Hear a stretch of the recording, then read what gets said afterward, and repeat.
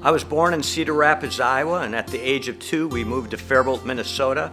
My parents have always been incredibly supportive. My dad was my high school wrestling coach, so even at a young age, I would duck down even when I was 6 and 7 years old and sneak into wrestling practice. I loved being around my father, and I just immediately was drawn to wrestling. I was a good high school wrestler, placed in the state high school tournament. I went on to wrestle at Waldorf College for 2 years, and then I went on to wrestle at the University of Minnesota Morris. My coach at Minnesota Morris was a gentleman named Doug Dufty, and Doug was a great technician, a great coach, and he was also a great official. And he had a tremendous influence on me because even when I was wrestling there, I was also officiating high school matches. I wasn't as good as I thought I was back then, but it was a great experience, and looking back on it, it definitely got me used to performing in front of hostile crowds. When I got out of college, I went into coaching right away. I was very fortunate. So I took over at St. Olaf College, and even while I was coaching, I was starting to officiate a lot of high school at that time. I was kind of being noticed that, hey, I think this guy's a pretty good high school official. And so I started doing more regional, I started doing the state tournaments, and then a few years later, I got a big break. The Division II conference, their conference championship, which was a tremendous grinder of a tournament, was short and official. And so they brought me in, and that was kind of a turning point. I also was fortunate to have that day Dave Frisch as the head official at that tournament. Dave Frisch was one of the very first officials that said, hey, you could be good at this. From that point on, I knew that I wanted to do college. I realized there were specific things that, hey, I had to learn to get better at. And by watching the people that were the best at it, I think was the best way to learn. Mike Allen was instrumental, having the opportunity to work with great officials like Mike Hagerty, Kenny Ritchie, Pat Fitzgerald. Those people, again, they were always very, very supportive, and they had a great influence on my officiating, and I just have tremendous respect for all of those people. You set the standard of professionalism on the mat as a top NCAA wrestling official for years. You've also served as a mentor for hundreds of other wrestling officials throughout the country. I knew we never were going to get into a ton of trouble, and a lot of that had to do with you and your calm demeanor, your consistency, your fairness, and maybe most importantly, your integrity. All of those qualities you certainly possess.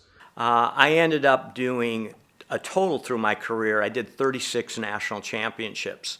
I did a number of Division II and Division III championships before I ever got my first shot at a Division I championship. I always felt comfortable when I seen you there, man. You coached before, you understood the sport, and there was never any big blow-ups. 2011 was the opportunity. It was my first opportunity to work a Division I final.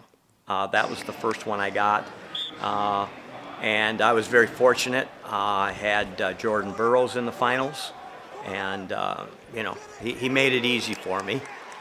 He dominated the match, but I still remember that like it was yesterday.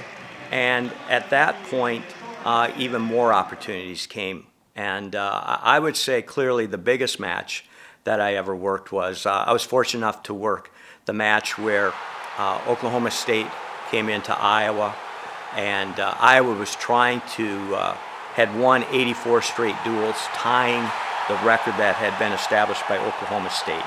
It was electric. You could feel it. That match ended in a tie, but based on criteria, Oklahoma State won that match 17-16. Didn't even realize who the official was, had to look at the official to see who it was, and lo and behold, it was Tim Shiels. That's the ultimate compliment.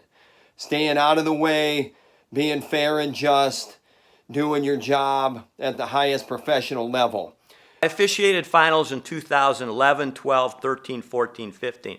And my last one also was very memorable. The locked hands right there, and you see Brown looking down. That locked hands was going to determine the champ. That must have been the longest 3 seconds of Matt Brown's life, by the way. After review, 1 second was left with locked hands. It is a point for Brown, and it is a championship for Brown. You know, tough call, but at that point, the video review showed that, yeah, we did have locked hands, and that was my last championship. I think that people thought I was fair. No matter where you were going to get a fair shake. Your hustle and hard work set you aside as one of the best wrestling officials in the country. At the end of the 2015 season, I replaced an icon, and that was Dr. Pat McCormick, who was the National Coordinator of Officials for 42 years. So currently, I oversee 400 plus registered officials, along with the training, the clinics. I make all of the assignments for all of our Division II and Division III regional championships, along with the assignments for the Division I, II, and III national championship. Well, I've been incredibly blessed to have a great supportive family. My wife Lori and I have been married 36 years. I have 2 grown children, Caitlin and Michael. You know, at times I've been a bit selfish in officiating. All those Saturdays and Sundays, they've always been there for me.